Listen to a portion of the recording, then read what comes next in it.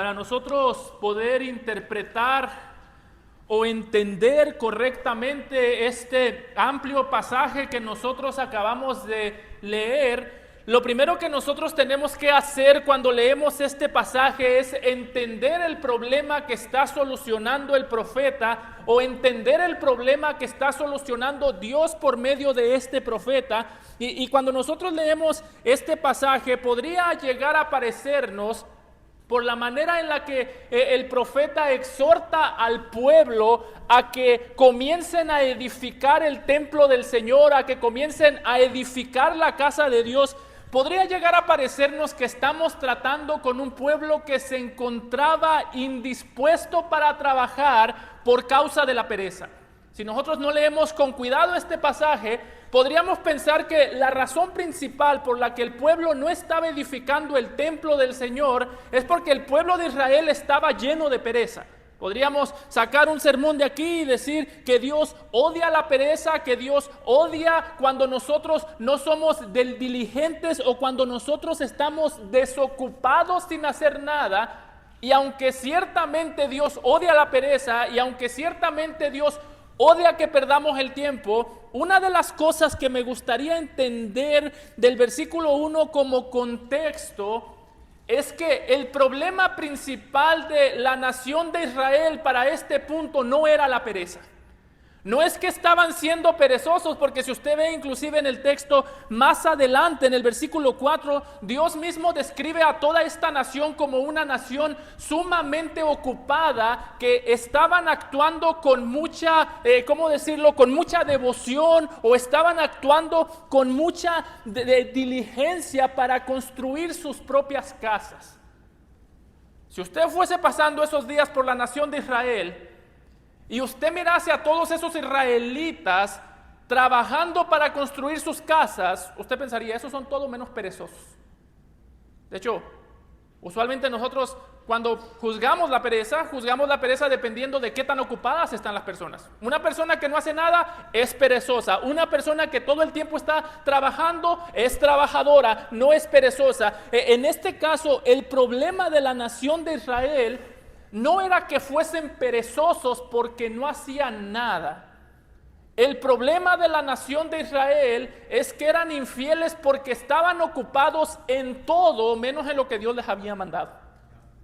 Ese es el problema que nosotros estamos tratando aquí. No estamos tratando un problema de pereza de alguien que se queda dormido. Estamos tratando un problema de pereza de alguien que está despierto por las razones equivocadas.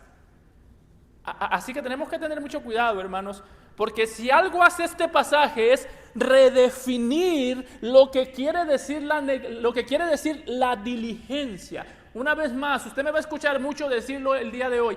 Diligencia no es cuando tú estás ocupado. Diligencia es cuando tú estás ocupado en las cosas que el Señor te ha mandado.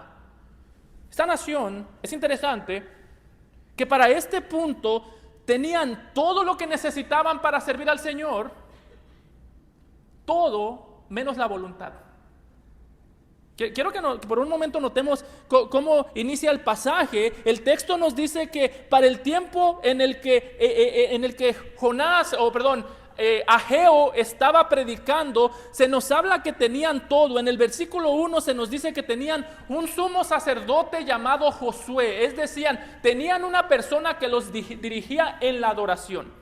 El sumo sacerdote se encargaba de dirigir la adoración dentro del pueblo, se encargaba de dirigir los sacrificios, de cuidar el templo, de asegurarse de que el corazón del pueblo estuviese siendo protegido. Al mismo tiempo se nos dice en el versículo 1 que tenían un gobernante llamado Zorobabel. Así que si había necesidades espirituales, tenían quien las cubriera. Si había necesidades de gobierno, tenían quien las cubriera. No solamente hechos eso, sino que en el pasaje de Esdras se nos dice que para este punto los días malos de la nación de Israel como esclavos en Babilonia estaban pasando. Este libro fue escrito más o menos en el 520 antes de Cristo, 520 años antes de que Cristo viniese al mundo. Y fue escrito en un momento de transición en el que los israelitas, por así decirlo, la tribu de Judá está saliendo o está teniendo cierta libertad para regresar a su tierra y edificar la casa de Dios. De hecho, el mismo rey de Persia ya antes les había dado permiso de salir y reedificar la casa. En Esdras 1:13 nos dice que Jehová, el Dios de los cielos, dijo Ciro, me ha dado todos los reinos de la tierra y me ha mandado que le edifique casa en Jerusalén, que está en Judá. Déjeme le pongo esto sobre la mesa. La nación de Israel tenía un rey que les permitía, o había un rey que le permitía a la nación de Israel edificar el templo. Había un sumo sacerdote que los podía dirigir en la adoración mientras edificaban el templo. Había un gobernante llamado Zorobabel que podía ayudarlo, por así decirlo. El problema, hermanos, para este punto no es que faltaban recursos. El problema es que había recursos y la nación de Israel, en lugar de utilizar los recursos para honrar al Dios del cielo, estaba utilizando los recursos para crear su propia versión del cielo en la tierra. ¿Sí ve para dónde voy? Si yo le preguntase a usted el día de hoy, ¿cuál es el problema que tienen muchas iglesias o que tenemos nosotros como iglesia? Yo le aseguro que la respuesta correcta nunca sería, pastor, nos faltan recursos. Es interesante que en los Estados Unidos, cuando hablamos de recursos físicos, en los Estados Unidos la iglesia promedio que se cierra teniendo un edificio propio y se cierra dejando un promedio de $115,000 en el banco que ya nadie puede usar porque la iglesia desapareció. El problema no son los recursos, hermanos. El problema es la obediencia. Mi pueblo perece por falta de conocimiento. El problema no es que faltan sacrificios, el problema es que falta un corazón para ofrecer sacrificios verdaderos. Por eso, en este pasaje vamos a ver 3 puntos de los cuales yo quisiera que nosotros como iglesia tomemos y nos cuidemos. ¿Por qué? Porque los primeros 2 puntos nos van a mostrar el problema del pueblo, el tercer punto nos va a mostrar la solución del pueblo. El punto número 1, en los versículos del 1 al 6, vamos a ver un pueblo que se encuentra distraído.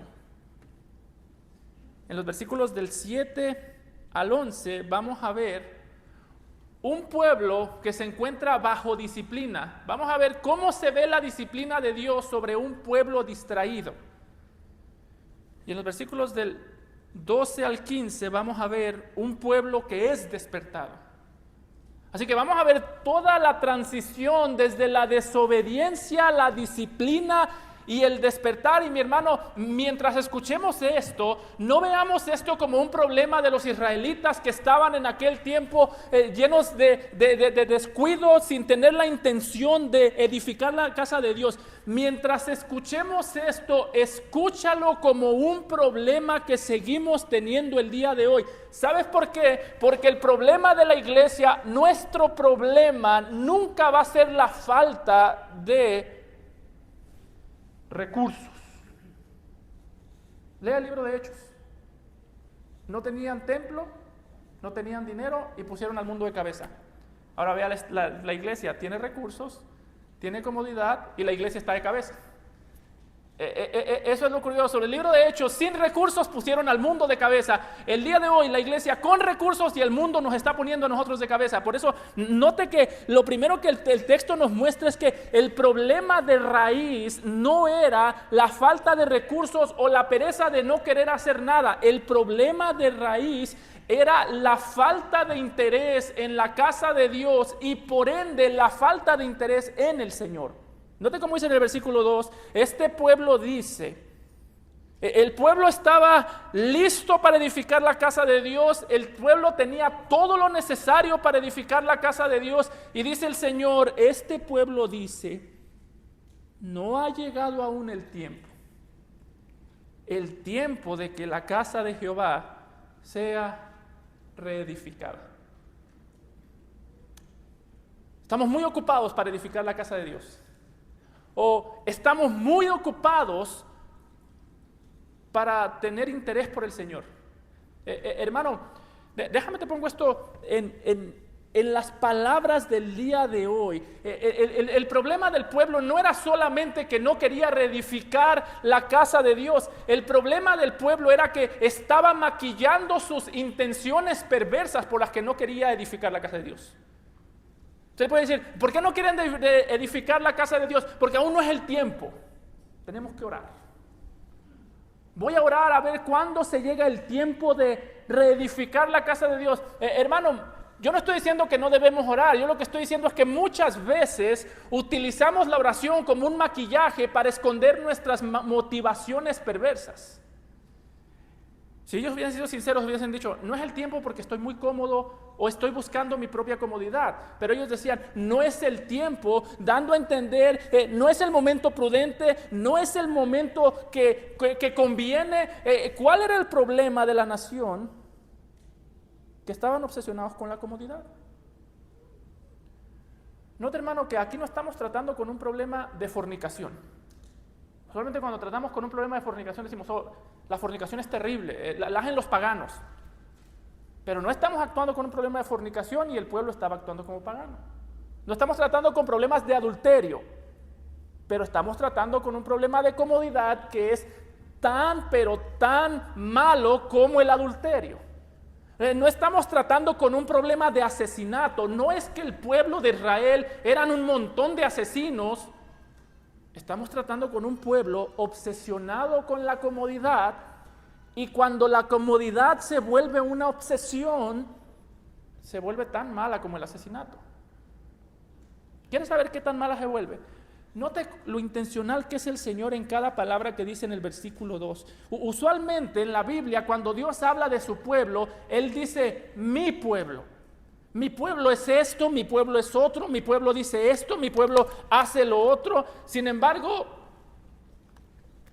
note que aquí el énfasis está tan claro de lo terrible que era este pecado, que el Señor, en lugar de decir, mi pueblo dice, no ha llegado aún el tiempo, el Señor dice, este pueblo.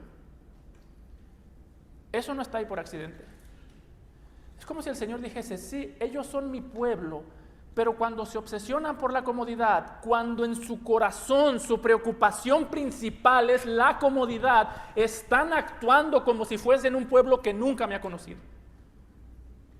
La próxima que tú pienses que vivir obsesionado con tu comodidad, vivir obsesionado con tus placeres, con las cosas que a ti te gustan solamente, que vivir obsesionado con la tranquilidad no está tan mal. Mira este pasaje, está tan mal al punto que el Señor dice, esos son mi pueblo, pero están actuando como si no fueran mi pueblo. Y no es diferente al mensaje del Nuevo Testamento. ¿Qué dijo el Señor Jesucristo en Mateo 6:32 cuando habló de este mismo tema? No os preocupéis, ¿qué comeréis?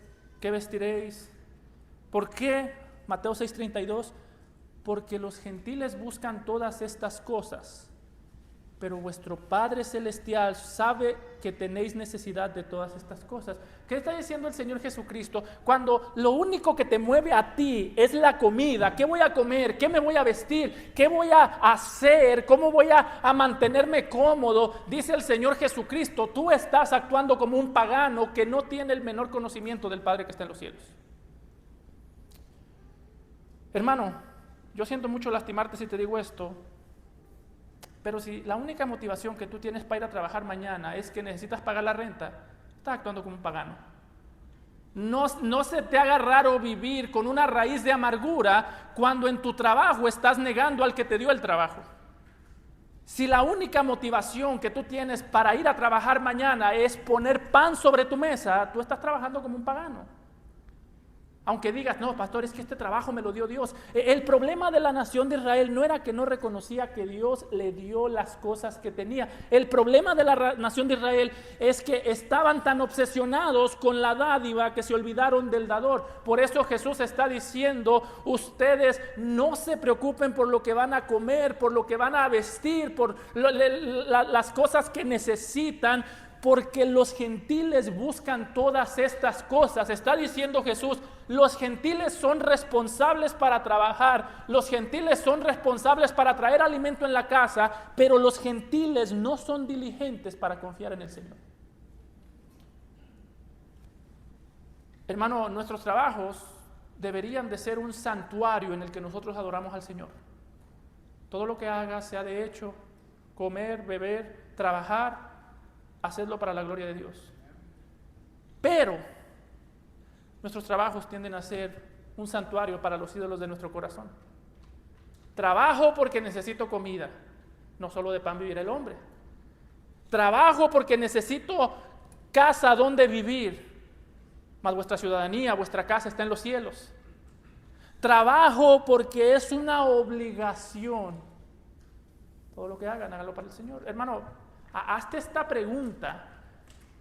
¿Tú ves tu trabajo como el santuario donde Dios está siendo servido, el lugar donde Dios está siendo adorado? Porque la diferencia entre un cristiano y un pagano no es que el cristiano tiene a Dios para que le provea y el pagano no. A veces pensamos que esa es la diferencia.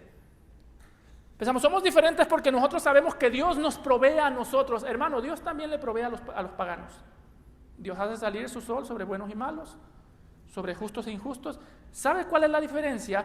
Que el pagano vive pensando, vive preocupado por tener, vive preocupado por adquirir, por buscar comodidad, vive preocupado por la comida. El cristiano vive preocupado y buscando el reino de Dios y su justicia y confía porque sabe que todas estas cosas, las que necesita, serán añadidura. Por eso es que tenemos que tener mucho cuidado con el paganismo en el trabajo. A veces cuando pensamos en un pagano, pensamos en una persona que se inclina ante una imagen, un sacerdote falso como los de la Biblia que se cortaban para llamar a Baal. No, cuando pensamos en un pagano, Jesús pensaba en alguien que vive preocupado por la comida y descuidado de su Señor. Por eso otra vez, hermano, ¿por qué vas a ir a trabajar tú mañana? Hay que pagar, pastor. Sí, no, y no me malentienda, yo sé que eso es necesario, pero si tú vas a trabajar de esa manera, tú estás ofendiendo a Dios tanto como el que no cree en el Señor Jesucristo. Tú estás dejando de edificar el templo de Dios para edificar tu versión del cielo lleno de comodidad en la tierra. Por eso la pregunta que yo tengo no es si tú estás ocupado esta semana, la pregunta es si tú estás ocupado en lo que Dios ha mandado. ¿Y cómo sé yo si estoy ocupado en lo que Dios ha mandado? Romanos 12:11. En lo que requiere diligencia, dice Pablo, no perezosos. Y note, ¿cómo sabemos que estamos combatiendo la pereza? Fervientes en espíritu, sirviendo al Señor, gozosos en la esperanza, sufridos en la tribulación. Y lo dice Pablo, nos manda a ser constantes en la oración.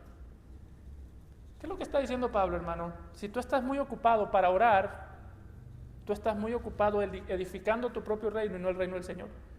Es decir, si yo estoy muy ocupado y en mis ocupaciones la oración no cabe, tú estás edificando tu propia comodidad en el cielo, tu propia comodidad en la tierra, perdón. Estás olvidando el cielo para crear tu propia versión del cielo en la tierra. Estás actuando como este pueblo y se puede decir de ti, este pueblo dice, no es aún tiempo. No es aún tiempo para edificar la casa del Señor.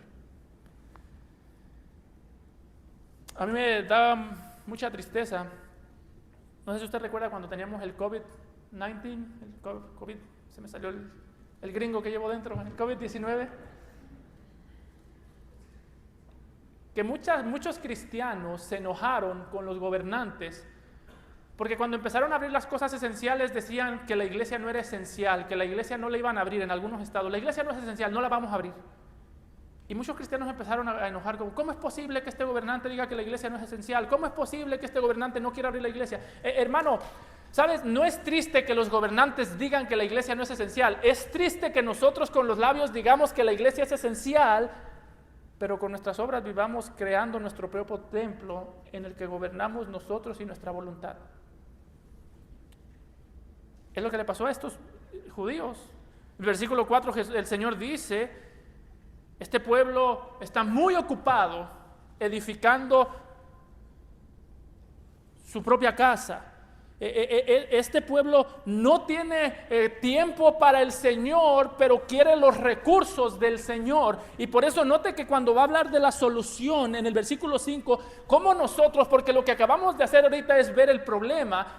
Posiblemente usted dice, pastor, entonces yo entiendo que en muchas ocasiones yo me he comportado como un pagano, que yo estoy en la iglesia pensando en el trabajo, y que yo estoy en mi casa pensando en el trabajo, que yo estoy con mis hijos pensando en el trabajo, que yo estoy en todos lados pensando en el trabajo, pero ¿cómo yo hago entonces para salir de este paganismo? Pues así ha dicho Jehová de los ejércitos, dice el versículo 5, meditad. Y esa es una orden. Meditad bien, no solo pienses por un segundo, meditad bien sobre vuestros caminos.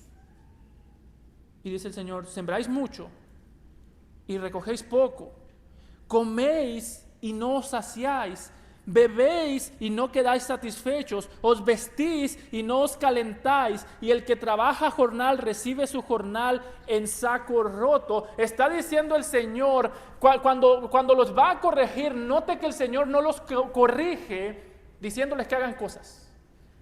Uno esperaría que les dije, mi casa está desierta, y usted se puede imaginar la casa de los judíos alrededor del templo, bonitas, porque parece que los judíos vivían preocupados por tener cada uno la casa más lujosa. Y cuando usted está obsesionado con el lujo, ¿cuándo es suficiente lujo? Nunca. De hecho, si usted está obsesionado con el lujo de su casa, ¿sabe por qué usted vive tan insatisfecho? Porque usted no quiere una casa lujosa, usted quiere una casa más lujosa que el vecino. Es lo que dicen de la gente. C.S. Lewis decía que el problema de la gente guapa no es que quieren ser guapos, es que quieren ser más guapos que el prójimo.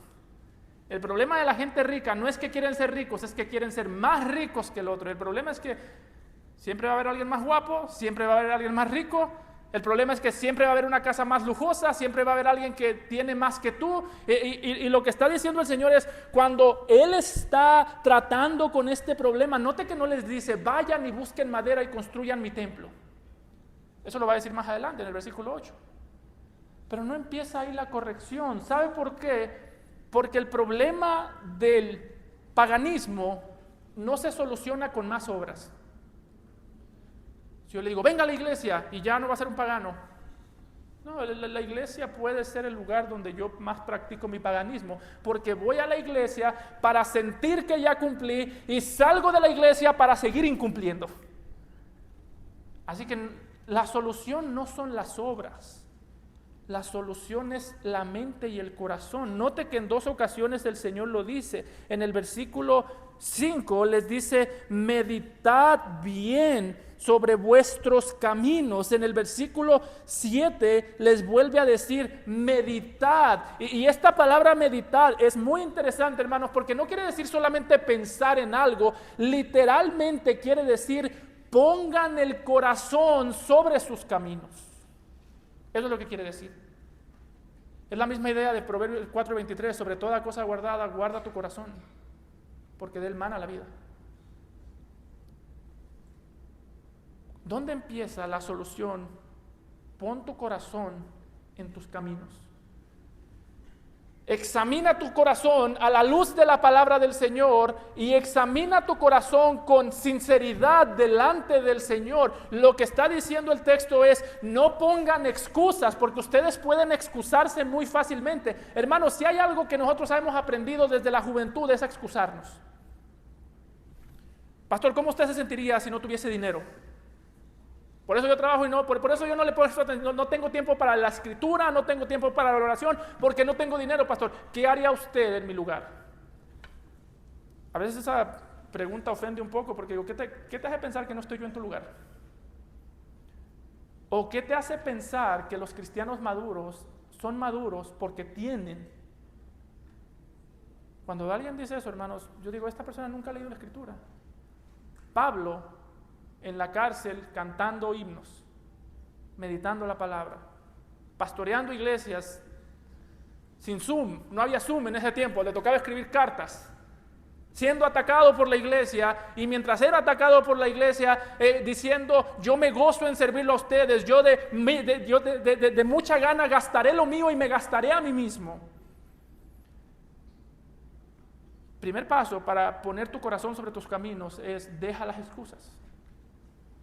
Hermano, el hecho que tú te encuentres en situaciones complicadas no te da a ti derecho para pecar contra el Señor. A veces eso es lo más interesante, que hay una situación complicada y lo primero que yo pienso es, esto me da derecho para pecar contra el Señor. No, lo que está diciendo el Señor es, cuida tu corazón, asegúrate de examinar tu corazón y asegúrate de identificar el engaño del corazón, porque si algo sabemos del corazón es que, como decía Juan Calvino, es una máquina de hacer ídolos.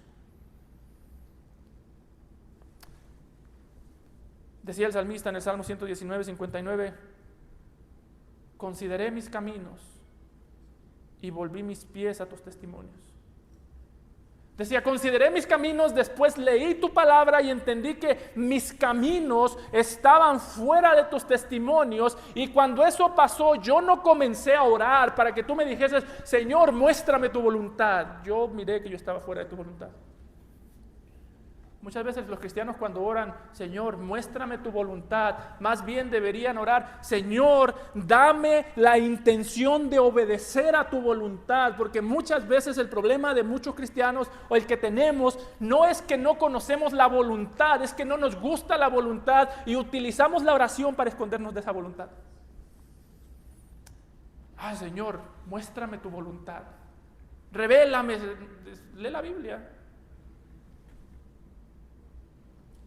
Muéstrame tu voluntad, Señor, si estoy en el trabajo correcto o en el incorrecto.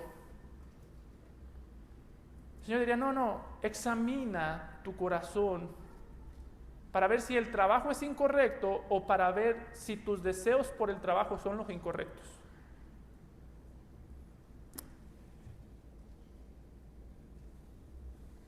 Hermano, ten mucho cuidado. O tengamos mucho cuidado, porque si tú, déjame te lo digo, ¿cómo sabes tú si estás caminando, cuidando tu corazón mientras caminas?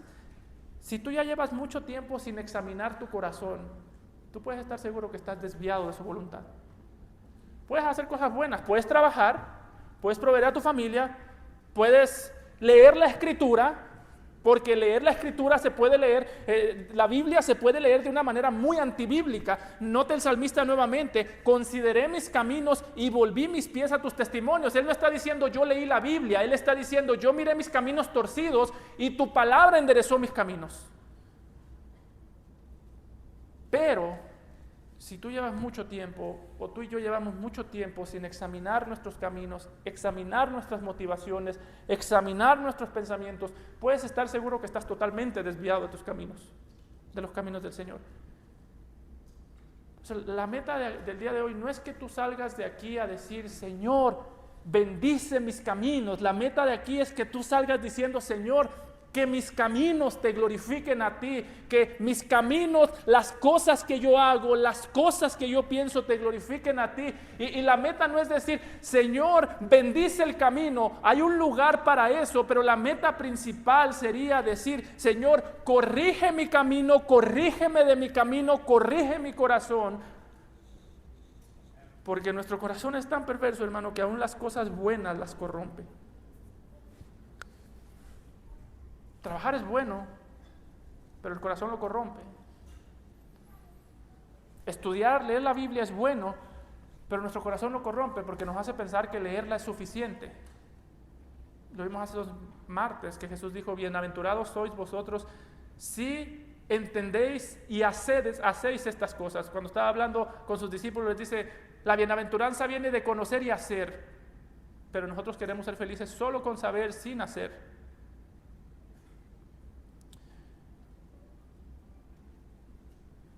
Hermano, déjame te hago esta pregunta.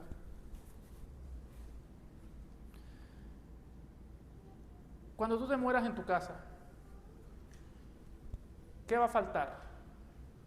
Supongo, Dios no quiera, pero que el día de mañana, déjeme redirijo a los hombres.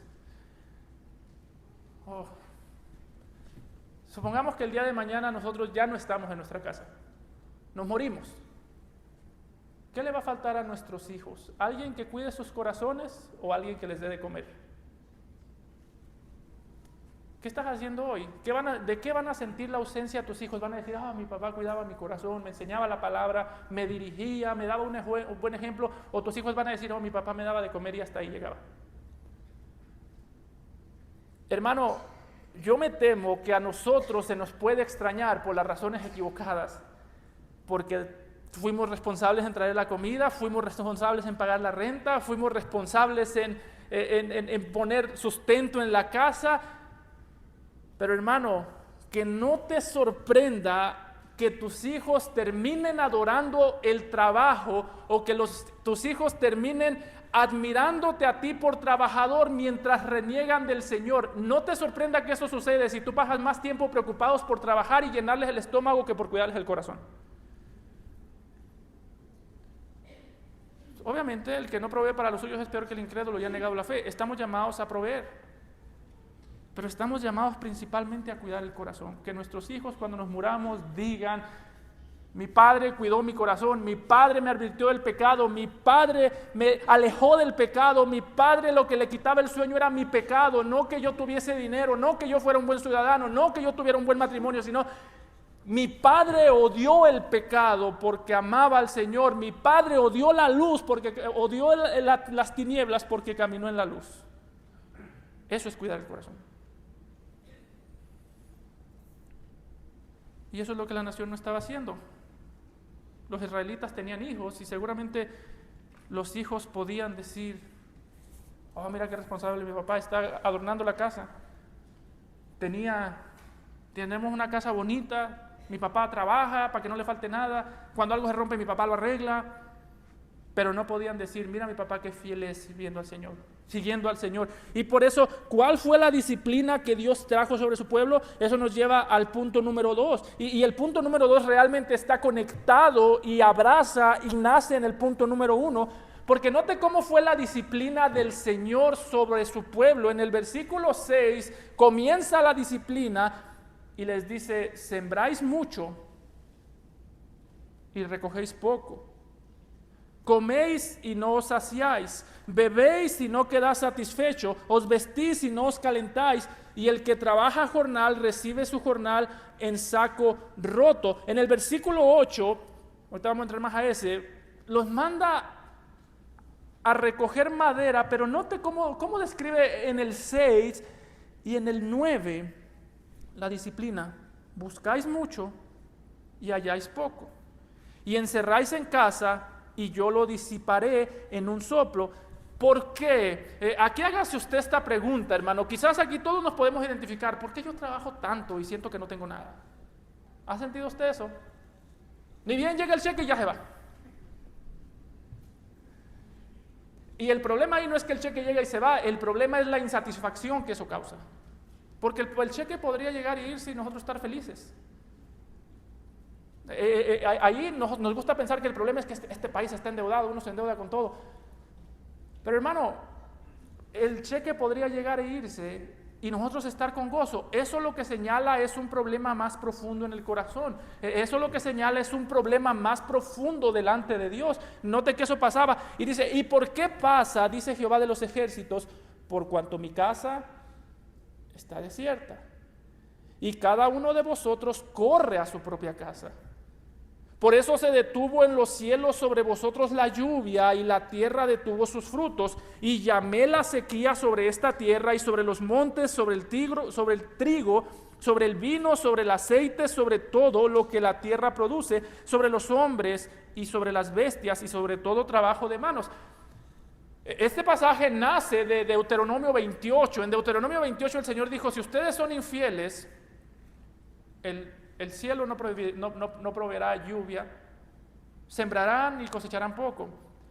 Pero déjeme explicar bien cuál era la disciplina. Hermano, la disciplina no era que Dios le estaba quitando sus pertenencias a los judíos. Yo he escuchado a muchos predicadores de la prosperidad usar este pasaje de esa manera. Si usted no trae a la iglesia, Dios le va a quitar su casa y me la va a dar a mí. Qué bueno fuera que funcionara así. Estoy bromeando. El problema, hermano, no es que Dios les quitó sus pertenencias a los israelitas. Note que ellos tenían casa donde vivir. Dios no les quitó la casa. Todavía tenían casa donde vivir. Note que todavía tenían semilla para sembrar. Y no dice que no recogían nada, dice que recogían poco. Y note que no dice que no tenían comida, todavía tenían comida. El problema es que no se saciaban. Así que el problema es mucho más profundo que simplemente decir Dios les quitó sus pertenencias. No, hermano, ¿sabe cuál era el problema? Dios los golpeó con sus pertenencias.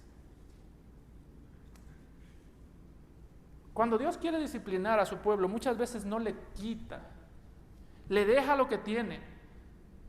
Y lo lleva a experimentar Génesis 3:19. ¿Y qué es Génesis 3:19? Con el sudor de tu rostro comerás el pan. Es lo que les está diciendo. Ustedes trabajan y cuando comen no se sacian hasta que vuelvas a la tierra, porque de ella fuiste tomada. Pues polvo eres y al polvo volverás. Gracia eterna, polvo eres y al polvo volverás. Entonces, ¿cuál era el problema con esta disciplina? El problema no era que no tenían recursos. El problema es que cuando Dios quiso traer disciplina sobre su pueblo, les quitó la habilidad para disfrutar de los recursos. ¿Alguna vez usted ha visto, hermano, un joven? Y bueno, ahorita en este tiempo ya ni los jóvenes solamente, uno le pasa. ¿Ha visto un joven con teléfono sin internet? Yo creo que lo único que le molesta a los jóvenes, más que no tener teléfono, es tener un teléfono sin internet. Yo he tenido muchos jóvenes que vienen y me dicen, pastor, ¿cuál es el wifi de la iglesia? ¿Por qué? Porque el teléfono se vuelve un estorbo sin el internet. Y quizás a nosotros nos parece ridículo decir, estos jóvenes dependen tanto del teléfono que en el momento que no tienen internet se desesperan. Cuando yo era niño no era así. Hermano, ¿te parece ridículo ver a un joven sin internet, la desesperación? Bueno, el Señor diría, así te ves tú cuando buscas disfrutar de las cosas que Dios te da sin disfrutar primero de Dios. El mal más grande no es que Dios te quite tu casa, el mal grande es cuando Dios te deja en tu casa y estás constantemente frustrado por tu casa, constantemente renegando por tu casa. ¿Qué tan profundo caemos nosotros en este engaño que cuando no teníamos casa renegábamos porque no teníamos casa, cuando tenemos casa extrañábamos los días que no teníamos casa, porque no nos teníamos que preocupar por tanta cosa? Eso no es porque la casa trae muchas responsabilidades. Eso es un engaño. No, pastor, es que cuando uno compra casa uno se da cuenta que la casa trae muchas responsabilidades y uno se arrepiente de haber comprado casa. No, hermano, ese no es el problema. El problema es que estás bajo la mano de Dios mostrándote y utilizando el ídolo para golpearte, utilizando el ídolo para disciplinarte y utilizando el ídolo para despertarte. Por eso es que el mal más grande no es cuando a nosotros Dios nos quita las cosas que tenemos. ¿Sabes cuál es el mal más grande que estaba experimentando este pueblo? Eclesiastés 6:2. Tu mal más grande es cuando tú eres el hombre o la mujer a quien Dios da riquezas y bienes y honra y nada le falta. Ahí pareciera usted, diría, pastor, pero ahí ¿qué tiene de malo? Riqueza, honras, nada le falta. Si eso es lo que yo estoy buscando en la vida, por eso estás tan amargado. Y nada le falta de todo lo que su alma desea, pero Dios, note, pero Dios no le da facultad de disfrutar de ello, sino que lo disfruta los extraños. Esto es vanidad y mal doloroso. ¿Tú te sientes identificado con esto, hermano? Quizás es un buen tiempo para decir, Señor, yo he estado buscando lo que los paganos buscan. Señor, yo con mis labios te he confesado, con mi corazón he actuado como un pagano. Señor, mi corazón busca y se deleita en el paganismo. Quizás la oración el día de hoy no es decir, Señor, bendice mis caminos, es Señor, regresa mi corazón a tus caminos. Porque hasta que no disfrutes del Creador, la creación siempre te será una frustración. Hasta que no disfrutes del Creador, comerás y no te saciarás. Beberás y no se te quitará la sed. Trabajarás y el problema no es que no acumularás, el problema es que vivirás frustrado porque vivirás pensando que el propósito del trabajo es la acumulación. ¿Y sabes qué es lo terrible? Que mandarás a tus hijos hacia esa destrucción. ¿Qué es lo que muchas veces, sobre todo los padres hispanos, cuando venimos a este país le decimos a nuestros hijos? Trabaja para que no estés batallando como yo. Yo no fui a la escuela, tú ve. Yo no tuve oportunidades, tú tenlas. Y no hay nada de malo con eso, hermano. Lo malo es prometerles que eso les garantiza una vida libre de frustración. Tú los estás metiendo a frustraciones nuevas. Por eso es que el paso primero no es solamente decirles trabaja, enseñarles a trabajar, es enseñarles a adorar al que dio el trabajo y enseñarles y declararles, yo declaro que sin el Señor el trabajo es una frustración. Que sin el Señor el trabajo se convierte en una condenación, porque va a trabajar como pagano. Hermano, esta es un área en la que nosotros debemos cuidar nuestro corazón, porque la disciplina del Señor llega y el problema es que muchas veces estamos en ella y no nos damos cuenta que estamos en ella. Por eso es que cuando Pablo hablaba de los bienes, de cómo nosotros utilizamos las cosas, aquí hay dos caminos: o tú utilizas lo que eres y lo que tienes para servir al Señor, o el Señor utilizará lo que tú tienes para disciplinarte a ti. Por eso es que cuando Pablo hablaba de cómo usamos nuestros bienes para servir a otros, para servir a nuestros hermanos. El día de hoy nosotros no vivimos en los tiempos de los judíos cuando había un templo en Jerusalén. Nosotros somos la iglesia y este es el templo. El hermano que está sentado a un lado tuyo, ese es el templo del Señor. Somos individualmente templos, colectivamente un templo. Así que usar tus bienes para servir el templo no quiere decir construir un edificio para que la iglesia se reúna. Quiere decir utilizar lo que tienes para que tu hermano de al lado esté siendo edificado. Y cuando Pablo habla de cómo usamos los bienes, lo habla más como un tema del corazón y no solamente un tema de posibilidades económicas. Lo dice Pablo en 1 Corintios. Note cómo lo dice: cada uno de, y dice, cómo propuso en su corazón. Dice Pablo, antes de meter la mano al bolsillo, mete la Biblia al corazón. O antes de meter la mano al bolsillo, mete la voluntad al corazón. Por eso es que nosotros, la generosidad comienza en el corazón, y la semana que entra vamos a ver más de eso. Y lo dice, ¿cómo no dar? No con tristeza, ni por necesidad, porque Dios ama al dador alegre, y poderoso es Dios para hacer que abunde. Note que aquí este pasaje y el pasaje de Ageo van muy de la mano, porque en Ageo se nos dice que Dios trajo sequía sobre el pueblo de Israel. En el versículo 11 se nos dice que Dios trajo sequía sobre el pueblo de Israel por cuanto descuidó la casa. El pueblo descuidó el templo y Dios mandó sequía, Dios mandó miseria. Y Pablo nos dice que la razón por la que nosotros somos generosos con nuestros hermanos no es porque tenemos mucho, sino porque poderoso es Dios para hacer que abunde. Por eso es que la tacañería, hermano, es una ofensa contra Dios, porque en la tacañería yo estoy diciéndole al Señor, yo no creo que tú provees. Tengo que asegurarme de proveer yo, porque tú no provees.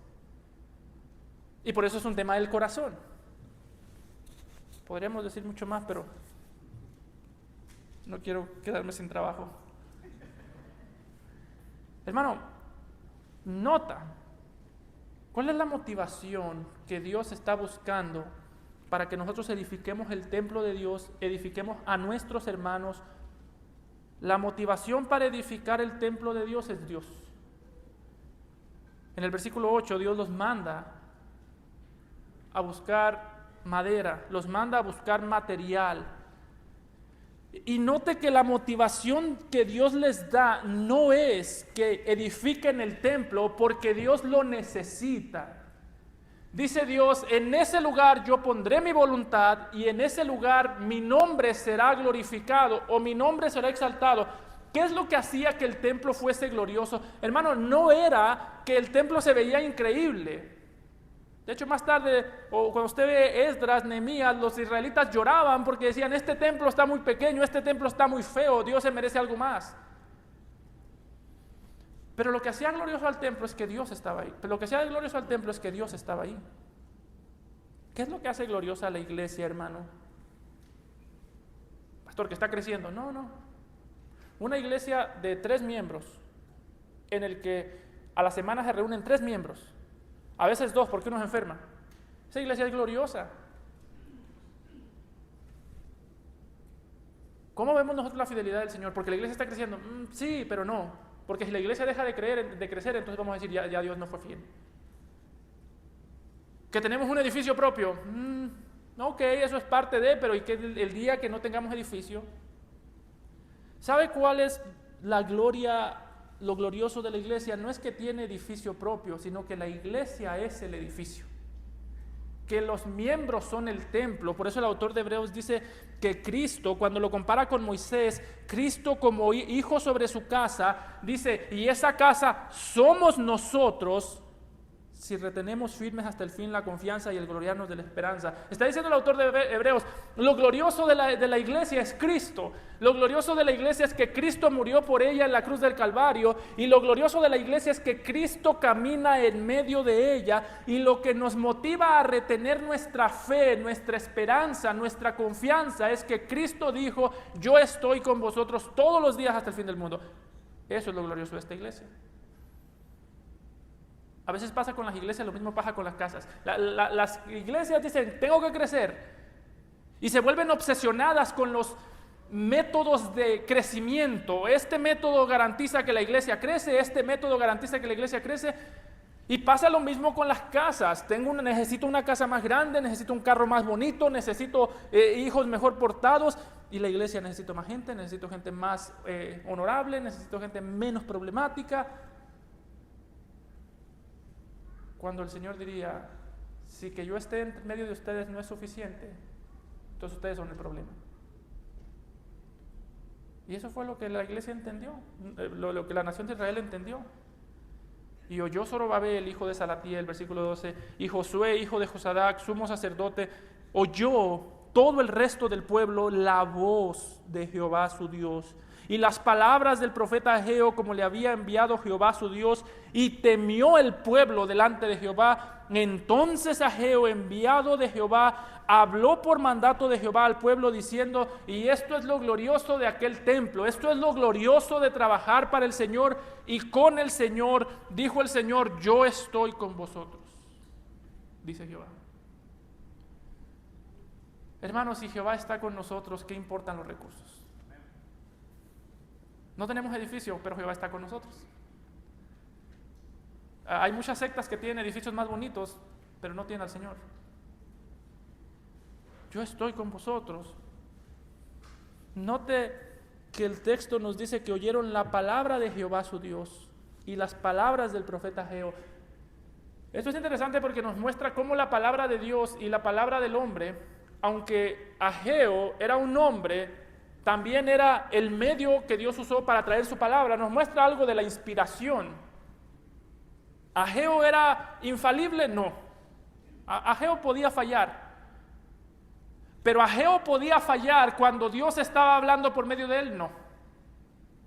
Yo no entiendo, pastor. ¿Podía fallar o no podía fallar Ageo? Ageo sí podía fallar. Dios por medio de Ageo no podía fallar. Por eso es que dice, oyeron la voz de Jehová su Dios y las palabras del profeta Ageo, porque Dios estaba hablando por medio de Ageo. Pero ¿sabe qué es lo más glorioso, hermano? Que por un lado, este texto nos muestra que Dios siempre va a comunicar su palabra por medio de agentes humanos. A los profetas los inspiraba, a los predicadores no nos inspira, pero nos usa.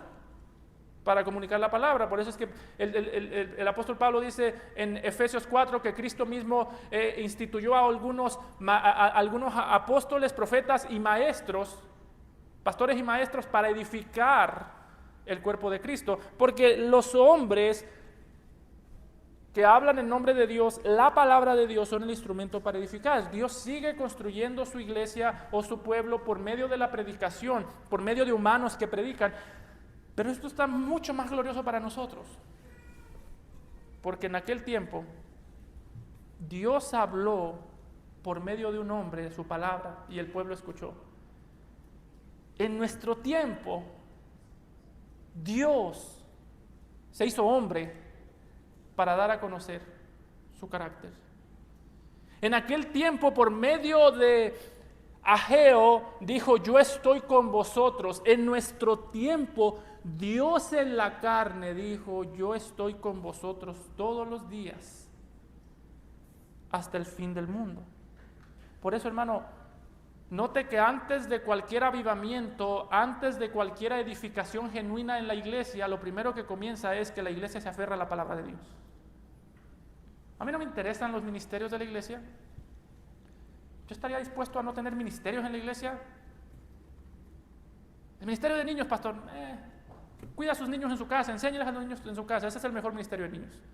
El ministerio de jóvenes, cuide a sus jóvenes, páreseles enfrente y usted dígales que usted tiene autoridad para cuidarlos. Ese es el mejor ministerio de jóvenes de la iglesia. Lo que sí me preocupa es cuando la iglesia quiere hacer muchas cosas sin aferrarse a la palabra, porque nuestro llamado principal no es hacer cosas para el Señor, es aferrarnos a la palabra del Señor para dar frutos. Juan 15, 7 y 8. Si permanecéis en mí y mis palabras permanecen en vosotros, pedid todo lo que queréis y os será hecho. En esto es glorificado mi Padre, en que llevéis mucho fruto y seáis así mis discípulos. ¿Cómo llevamos mucho fruto? Si permanecéis en mí y mis palabras. Podemos hacer 500 ministerios de niños, pero si los padres no permanecen en la palabra, no vamos a llegar muy lejos. Podemos hacer 3.500 ministerios de jóvenes, pero si no permanecemos en la palabra, no vamos a llegar muy lejos. Y podemos hacer 1000 técnicas de cómo avivar la iglesia. Pero ¿cómo se aviva la iglesia? Versículo 14. Y despertó Jehová el espíritu de Zorobabel, hijo de Salatiel, gobernador de Judá, y el espíritu de Josué, hijo de Josadac, sumo sacerdote, y el espíritu de todo el resto del pueblo, y vinieron y trabajaron en la casa de Jehová de los ejércitos, su Dios, en el día 24 del mes sexto, en el segundo año del rey Darío. ¿Cómo comienza el avivamiento? Y despertó Jehová. Pastor, ¿qué va a pasar con la iglesia? Yo no sé, hermano. Vamos a predicar la palabra. Vamos a rogar al Señor para que la iglesia se aferre a la palabra. Y vamos a rogarle: Señor, despierta a tu pueblo. Mueve el corazón de tu pueblo. Haz que el pueblo se aburra de todo menos de la palabra. Haz que el pueblo le dé sueño todo menos la palabra. Ese es el plan. Vamos a buscar que la iglesia tome la palabra en serio. Usted puede decir: pastor, pero ahí dice que es una obra de Dios, entonces yo no puedo hacer nada. Ya, si Dios no lo hace, es culpa de Dios. No, hermano, la fe es por el oír y el oír por la palabra de Dios. Y tú puedes hacer algo. ¿Qué vas a hacer con la palabra que has recibido el día de hoy?